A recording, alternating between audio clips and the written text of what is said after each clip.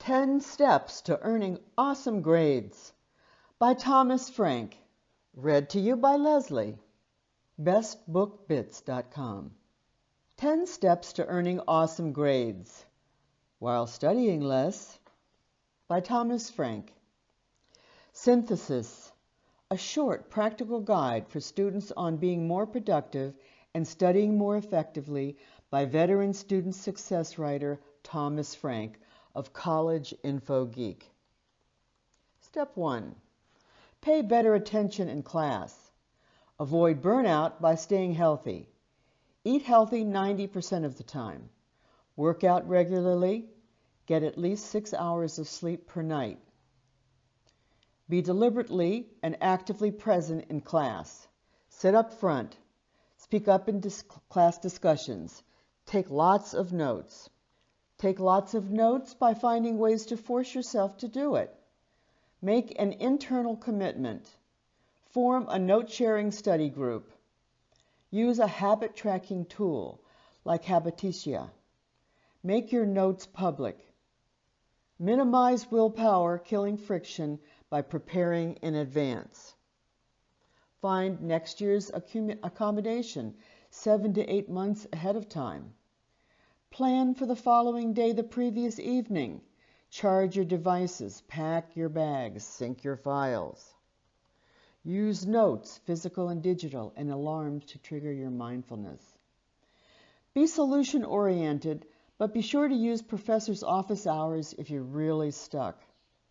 First, push yourself for 15 minutes to solve something.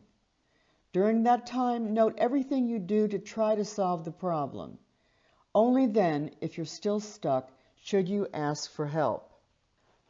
But not before you have a clear answer to the question, what is exactly that I don't understand? Step 2. Take more effective notes. Copying down word for word will distract you from taking time to understand the content. Instead, focus more on what is meaningful than what is said syntax when taking notes. Experiment with the following 5 note-taking methods to help. Number 1, the outline method, a standard hierarchical approach. Use bullets and sub-bullets to structure your notes. Pros, easy to do. Cons, can lead to mindless note-taking. Number 2, the Cornell Method. Split each page into 3 columns. The Q column, questions based on the main ideas and important details.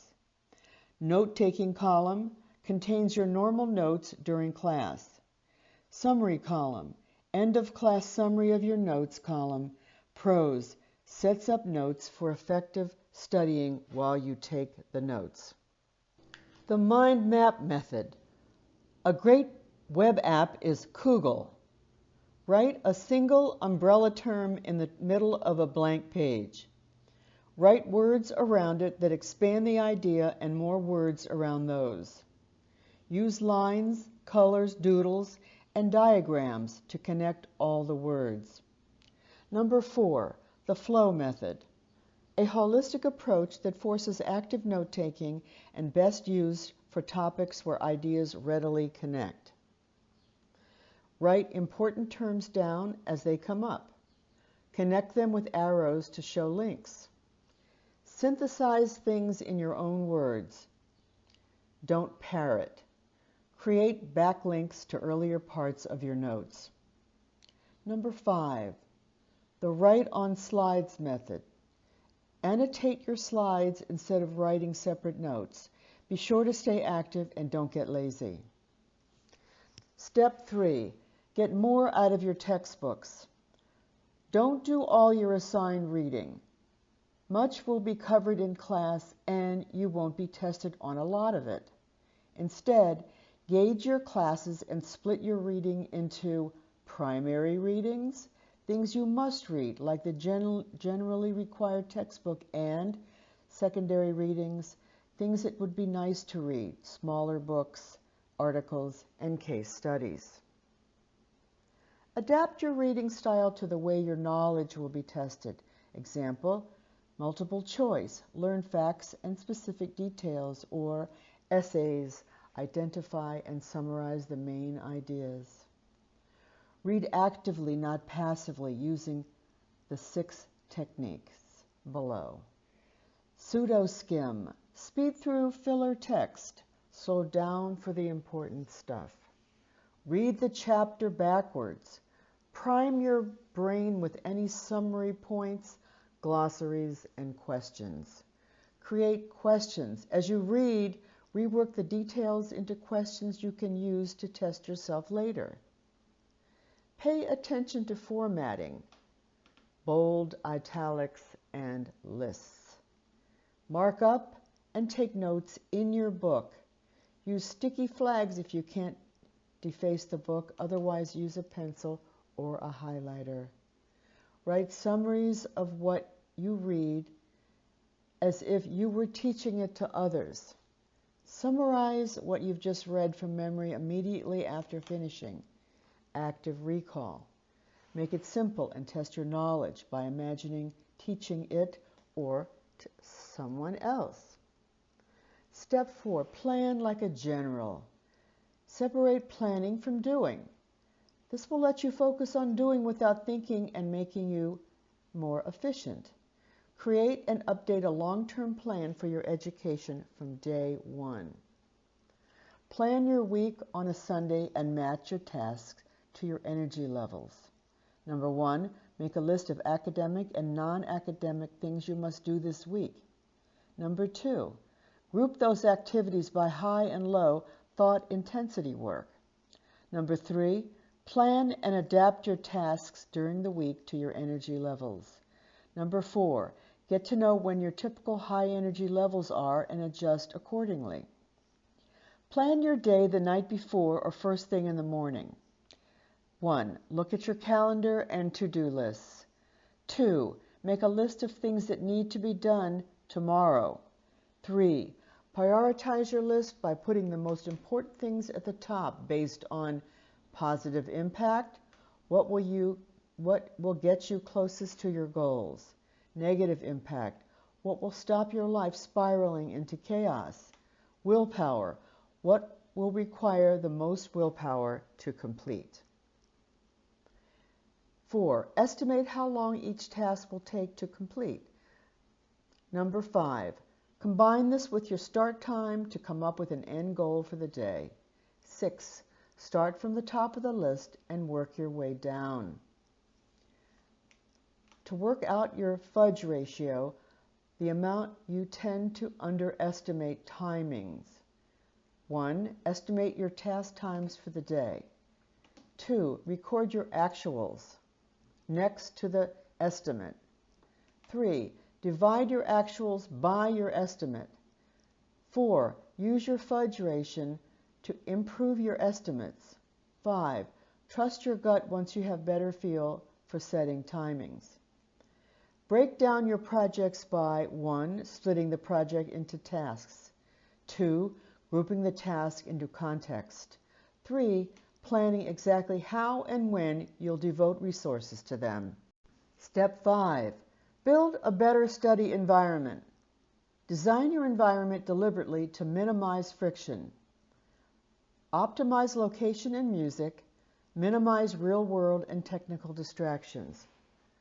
For location, work where others are working, libraries, coffee shops, and cowering spaces.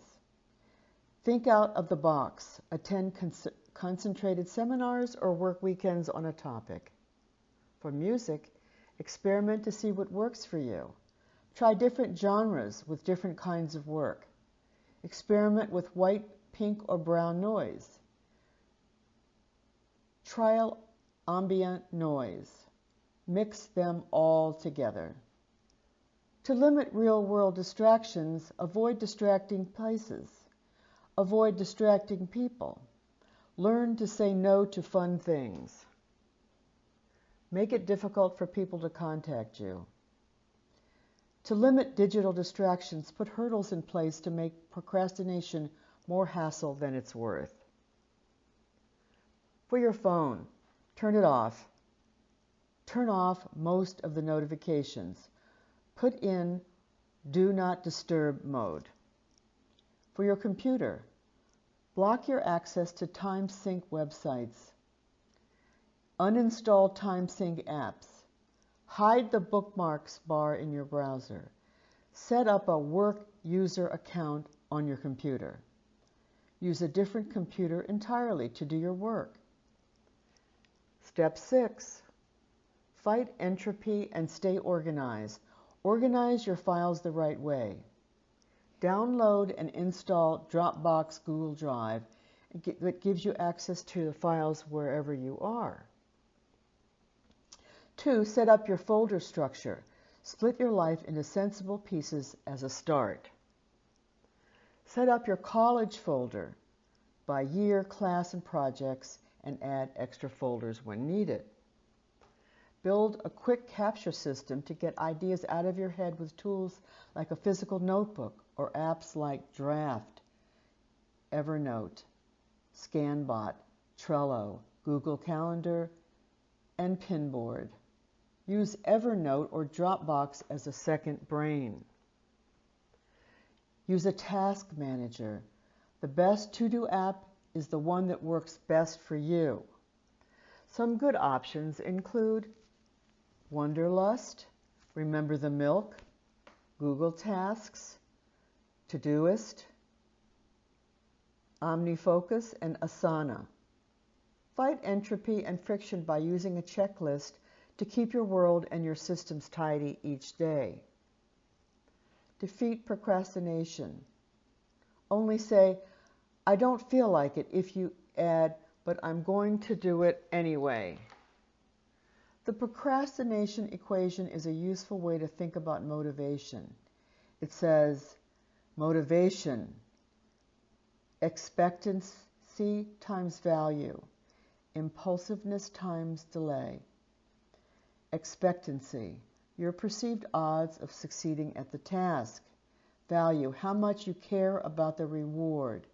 Impulsiveness, how easily distracted you are, and delay, the time it takes to give you the reward. So to increase motivation, 1. Notice you're procrastinating. 2. Understand what part of the equation is suffering. 3. Find a way to fix it. Increase expectancy, work on your confidence at succeeding. Increase the task's value, make the reward bigger or process more rewarding. Decrease impulsiveness, better avoid distractions. Accept delay, give yourself micro rewards. Build good habits by Habitica. Willpower is a limited resource. Habits allow you to act without using your willpower. Building good habits makes putting in consistent daily effort easy. Habitica makes building good habits easy by making it fun and social. Give yourself permission to batch your fun into high-density stretches that incentivize you to get your work done. Use the Pomodoro technique to just focus on the next 25 minutes. Commit to one task, set a 25-minute timer, do as much as you can in that time, have a short 3 to 5 minute break, repeat. Making procrastination painful.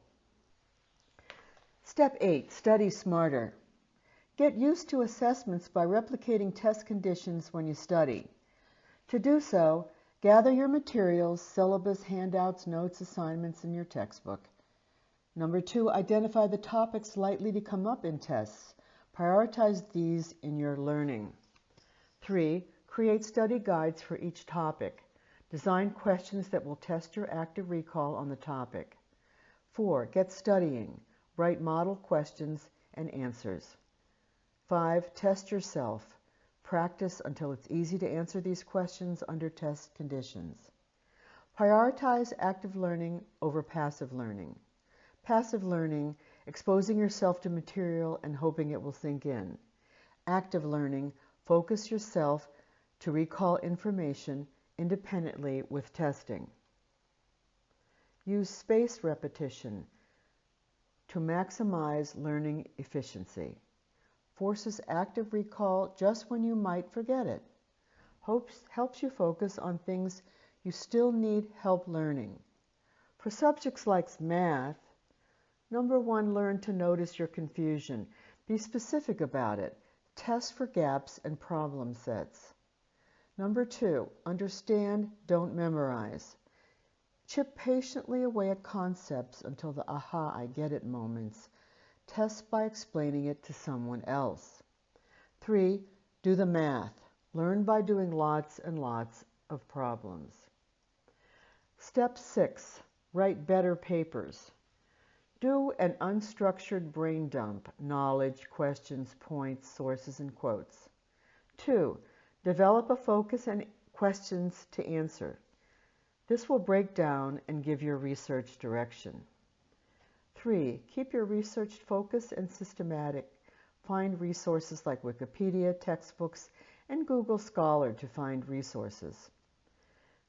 Make a personal copy. Save or scan a copy to Evernote or Dropbox. Annotate the material. Skim while creating short notes that reference page numbers. Decide if you're done. Stop when you have at least 2 facts to support each main point. 4, write an awful first draft. Just get ideas on paper. Stay detached by doing so in a separate document or app like Evernote or Byword. 5, edit ruthlessly. Add needed detail, restructure, reorder, and fix mistakes, asking, is there a good narrative flow? Can there be a main clear idea clearer, more relevant, and effectively communicated?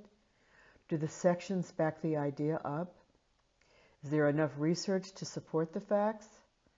What can I remove or state in a simpler or better way? 6, tighten up the writing. Check spelling, grammar, formatting, rhythm, and flow by printing out the paper and mark the errors by hand. Read the paper out loud to yourself. Take note of your common errors. 7, ask for feedback from experts and non-expert. Use each potential reviewer only once. Explain what kind of feedback you want. 8, do a final check. Ask yourself, is it ready? Once you're satisfied, let it go. Step 10, make group projects suck less. Make good use of the first meeting. Get everyone knowing everyone. Make small talk and be a generally nice human being. Gather names, numbers, and emails. Send these to the whole group during the meeting. Have everyone share a bit about themselves, strengths, weaknesses, likes, and dislikes. Set up goals and expectations. When in doubt, be the leader. Create and schedule milestones for the project. Assign every task to someone specifically based on their strengths and preferences. Never assume something will get done.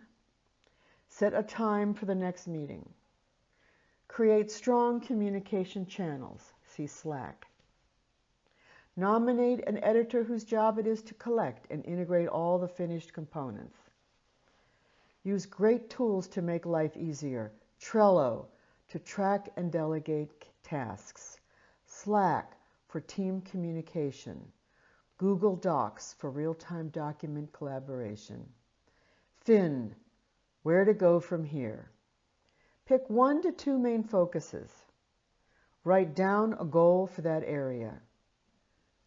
Write an active plan to achieve it. Now get started.